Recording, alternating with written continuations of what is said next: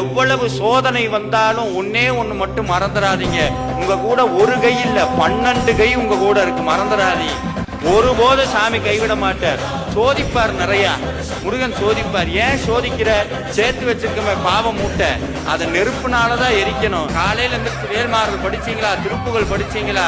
வெளியே போகும்போது சாமி சொல்லுவார், கவலைப்படாத, உங்க கூட நான் இருக்கேன். வெளியே போகும்போதே வேல் நிற்கும்.